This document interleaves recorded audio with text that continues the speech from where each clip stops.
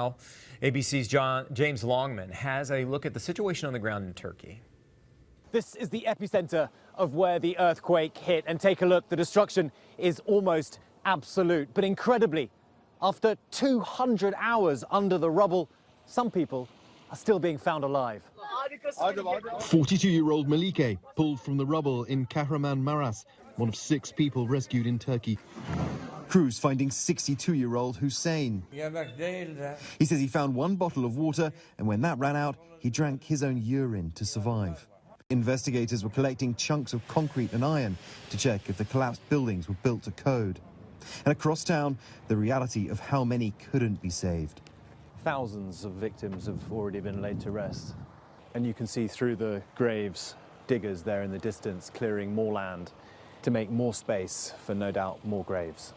Abdullah has come to bury his brother, his wife, and their 2 children, one just a few months old.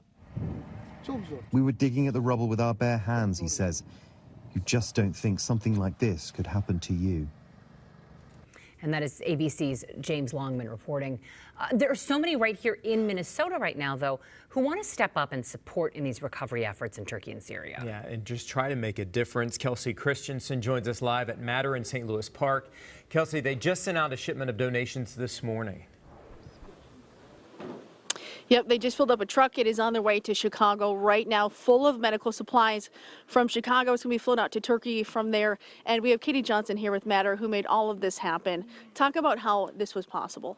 Yeah, Matter is a medical nonprofit, and what we do is we partner with the hospitals and clinics all over the country. We take in their medical equipment and supplies, and we repurpose it to those who need it most. While most of our work is done in Africa, equipping hospitals, we stand ready to help in crisis times like this with everything going on in Turkey. And you have a lot of different medical supplies as well. Talk about what you're sending and really the need that you've been seeing out in Turkey. Yeah, absolutely. So Semi has told us and how a lot of these things go. The need is always changing. Every single day the need is different. But what we were able to send today is a lot of things, gauze, initial wound care things, mixed medical stuff. We were even able to send some pallets of baby bottles, which I hear is a huge need right now. So we're just taking it day by day. Sure. And also there's a lot of ties from the Twin Cities to Turkey as well, right? Yeah, there's about 7,000 of people from Turkey in this community here. And one of them is Semi Ayhan, who's actually a dear friend of mine. So being able to help him and his community has been really special. Okay, and folks that are watching here today that may want to help out to donate, how can they do that? Yeah, Matter has a donation page on our website solely for this initiative. And then Semi is actually the vice president of the Turkish American Association of Minnesota, and they have a place to donate on their website as well. Wonderful. Thank you so much. And fortunately, Matter is just one of many organizations here in Minnesota helping out to send supplies to Turkey. So if you would like to donate, send supplies, we have a link up on our webpage with all that information.